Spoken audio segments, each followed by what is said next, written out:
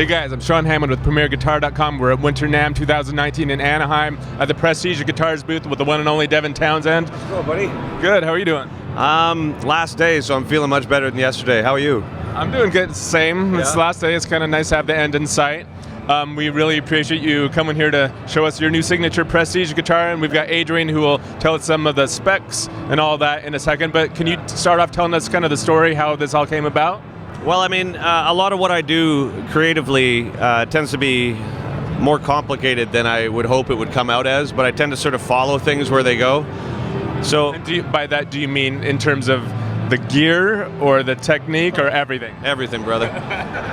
But I think as a result of that, everything acts in reaction to what came before. So for every time I do a heavy, oh, look at the dog, oh my God.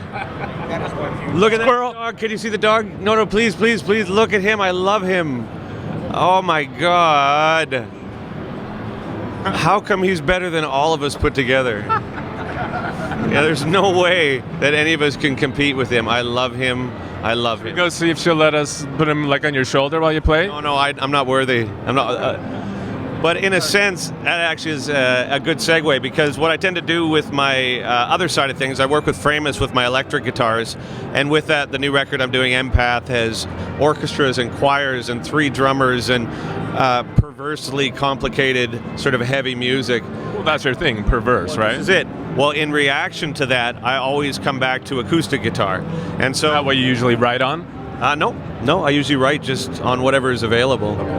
But I think what is important to point out is for every complicated thing I do, over the 25 years I've been doing this, I've got a quiet thing that I've done. So for every Alien record that I've done a Synkestra. For every DevLab record, I've done a Hummer. I did a new agey sort of record with like flutes and birds and all that, and for that I use an acoustic guitar. And I used Alvarez prior to this. I had the Yairi series, and the acoustic guitar is always something that's very personal to me, and it's an intimate thing that I like to keep close to home. So I met Prestige in an elevator two NAMM shows ago, and we realized that we're under 30 kilometers from each other in Vancouver. Oh, wow. And so in talking about what I'm trying to achieve with acoustic guitar needs, realizing that I was in the same vicinity as a company with a similar objective and the same sort of obsessive attention to detail that I have, we decided to see if we could put together a signature guitar that acts as sort of a culmination of that side of my musical output, as well as sort of an homage to what we do in Vancouver, and to try and make something perfect. Now, this guitar is a prototype, and it begins starting in 3 weeks. I'm doing a tour starting in India and then through Asia and Australia and Japan and North America, but it's all just me and an acoustic guitar. So this prototype here, which Adrian will be able to give you the specs for, acts as a very specific tool for me to achieve these needs, and I'm working with Fishman, and a lot of things about it we have tried to sort of not only create something that would be useful to other people, but also would be ideal for this and my sort of obsessive attentions to detail. What were the main things that you wanted Adrian to do with this guitar? What did you tell him? Well, I mean, I didn't tell him anything, and I think that's why the relationship works well, because, you know, we were talking prior to you getting here about how small this industry is and how much we all kind of know each other. And I mean, I have acoustic guitars. I could buy acoustic guitars. But to have somebody and a company that's willing to sort of go the distance with me to try and not only make it functional for me, but to sort of allow me to tour with it for this year, and at the end of it say, listen, this thing became a problem, or this became a problem. So when people are able to purchase the guitar, the things that I have put through practical touring will be able to benefit from that same sort of thing. And so After the upcoming tour. Absolutely. I wanted little things like this bevel here and this bevel here and a certain scale length, and be able to get up to the top there, a certain wood choice. Adrian was very good because my knowledge of electric guitars is I'm very proficient in what it is that I like and I don't like. But acoustic guitars are more of an anomaly for me because I've played certain guitars that I like, but I don't know in the same way how the bracing and the wood choices affect why I like it.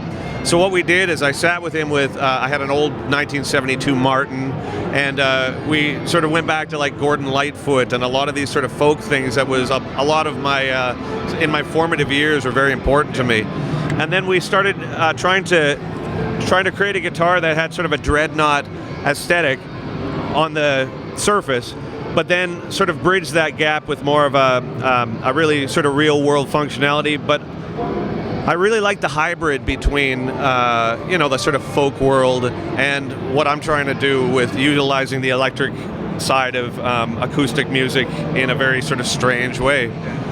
So what choice? Do you try for like, is the playability more like your electrics or anything like that, or? Well, we noticed this year as well that there's a lot of electric guitar companies that are producing like electric versions of acoustic. I saw Fender had a cool one, and Fishman's done a system for it that is like a telly that is a wood guitar, and it's a really cool concept.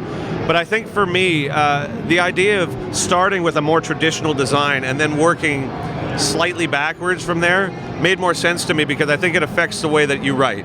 I think that being able to take a guitar, if you're at a campfire or hanging out with your buddies, or you go to your parents' house at Christmas time, and having something that remains with the aesthetics of something that's true to that sort of folk music lineage, yet allows me to sort of articulate all these ideas that I have that may be a little left of center in that way, was the goal with this. Now, one of the things before we were rolling, you said that you usually play your acoustic plugged in. Yeah. Did that affect decisions on the construction? Is that a question for you or for Adrian? Well, no, I think I can probably start with that, and if there's anything you'd like to add. There's certain things about the electric side of it that I require, and I think a lot of it is because a lot of the rooms that I'm playing these are bigger rooms. So to have it just a microphone, and with the amount that I move around, it just didn't become a practical thing. However, the downfall of using an electric system, and this is something that we had discussed extensively, is we don't want this. You don't want to disturb the structure of the side. That's it. And it's like not only aesthetically, because it kind of takes it away from that and sort of puts it more into the electric acoustic sort of side of thing, but I think as an instrument, with the wood choices that you have, and how all these bevels and everything take away from or add mass to the guitar, you're ultimately going to affect the tone.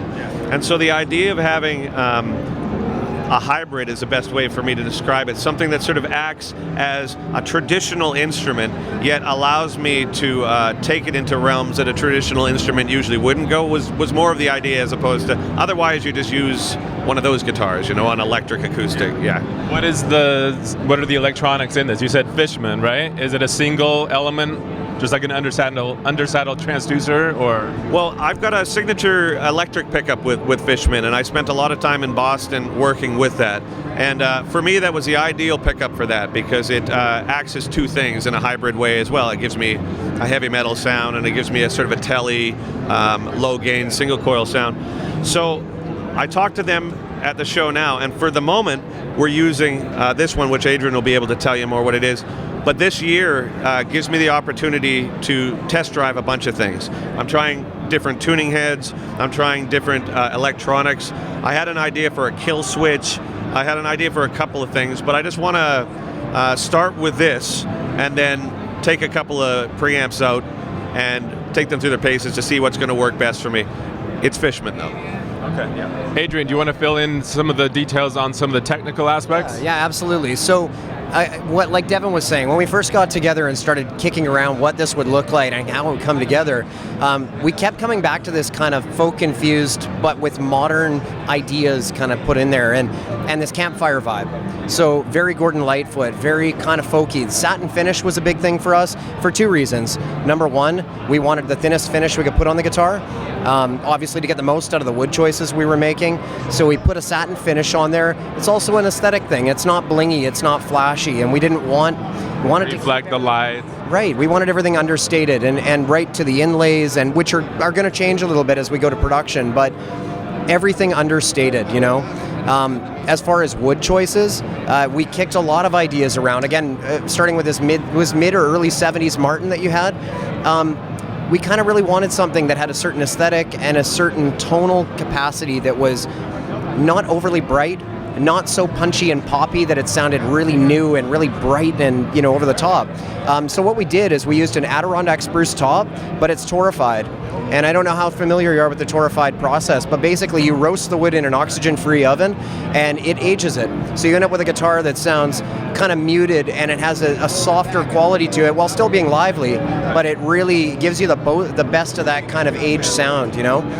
So it's a torrefied Adirondack spruce top.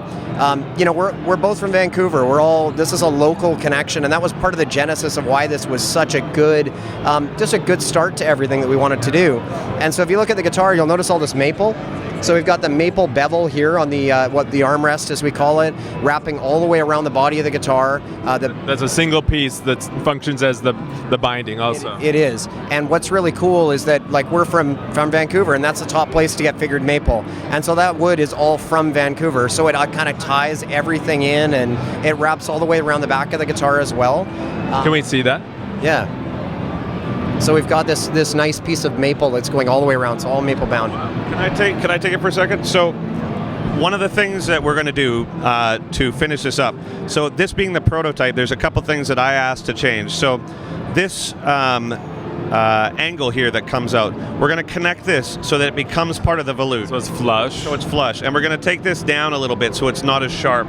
And the idea is to keep the lines very smooth, and little things like this, like the attention to detail is a big part of it for us. There's a single line of, I don't know what that wood is. Herringbone, yeah. We're going to get rid of this one line around it. Like it goes black, white, and then we've got that. So is this rosewood? So this is rosewood back and sides. All solid? All solid wood, yeah. So this is rosewood back and sides, and then those little lines that Dev was talking about, that's maple, and then ebony, and then maple, and then koa. And we're pulling the koa out of it, I believe, right? That was the aesthetic decision. Okay. So it's mainly for aesthetics, all those little details. For aesthetics. You know, using the maple, that was kind of a way of tying it to home for us. But things like our necks that we use, they're all one piece. We don't do any scarf joints or anything. So like you're getting that full connected single piece of wood, dovetail joint, Adirondack spruce for the bracing, and we do little things like we scallop the bracing. So that gives you a far more resonant instrument, and it really allows the air to move around in the body and things like that. And then Devin talking about the Fishman as well. Like we should talk about the pickup a little bit, I guess, because I think it's an important part of what you're going to be doing and what we're doing with it. This one has an infinity. So that's a straight undersaddle piezo, which they make a couple versions that are really cool, one with a mic and then one with the straight undersaddle, but for stage use, and the undersaddle is a bit better option. You don't have any onboard controls, right? No, they're right underneath here. This is why I was considering maybe like a kill switch or like a single volume or something, but I also don't want to interrupt the aesthetics, and I also don't want to compromise the tone, so I think I'm going to give it this year to see. I mean, the sound of this pickup is actually fantastic, so I think that it could very likely end up being this, but I don't, you know, it's like, I like... It's too soon to tell. Well, this is another thing that I like about this situation is, you know, you're not being rushed into it. And I think that when the guitar comes out in March, I will have done a lot of the touring by that point. And unless something dramatic happens in the first couple of shows, I think we're good. We're getting rid of these inlays, and we're just going to put a circle on the 12th fret, which ties it into the Framus Stormbender thing that I've got going on. And... you know, I got the signature on the headstock, but it's... You should mention the bevel that's going on the back, too. Right. So when we first started playing, I started recognizing that this here works so great. It adds like a kind of softness to the vibe of it in a way that I found really conducive to intimacy when I'm playing. And then we wanted to do the same thing here, just a little bit, that sort of ties it to the front and gives, like, not necessarily a belly cut, but it gets rid of these hard edges. It's the same. Less annoying on you when you're hunched over. And it's the same thing with this. It's like the whole idea of tying the instrument together, so it's all not soft, but a little less... more ergonomic? Yeah, very much. We're going to put a little Canadian flag on the back there, just there in maple, and it's just, you know, as opposed to making it a very overt thing, it's just more the fact that, you know, we're a bunch of knuckle-dragging Canucks. Should be proud of it. Yeah, man. And the last thing that I'll say about it is when we do release the guitar, we're doing something a little interesting with it to sort of personalize each guitar. When people get it, there's going to be a little tag on the inside. I'm going to do a little handwritten thing for each guitar that, like, you know, like we'll do 500 or 1,000 of them or whatever, and then each one will be handwritten. Yeah, and then that's a lot of writing, man. Yeah, that's all right. And then when you pull it out, right, and it will have something about the guitar, right? And I think that's kind of cool because the relationship that I have with instruments is like super important to me. This is a reason why I would work with a company as opposed to just buy it, because my reason for having these instruments made and designing them with these companies is not as much a business decision for me as much as that's what I want it to do. In order for me to do what it is that I've been doing for 25 years, I've always thought if I had the opportunity to make a guitar, it would be like this. Right. Same thing that happened with Framus. So as a result, they're kind of a personal thing to me, and I think the people who end up purchasing these will have a similar relationship with it. That's really cool. Do you guys have a price range set yet, or? Probably going to be somewhere between 2,000 and 3,000, like 2,400 to 2,500-ish. You know, we'll see what happens once we get all those things built in. The bevel and the exact choices of wood and that kind of thing, they'll affect the price. But I think that's a pretty accurate 2,000 to 2,500, somewhere in that range. Okay. Now.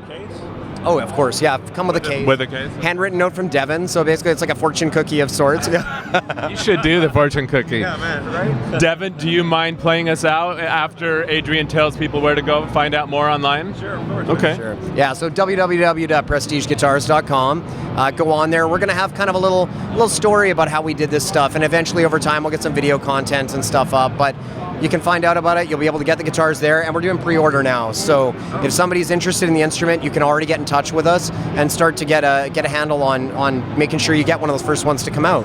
And like Devin mentioned, it'll be kind of March, April, somewhere in there that they'll be ready to deliver.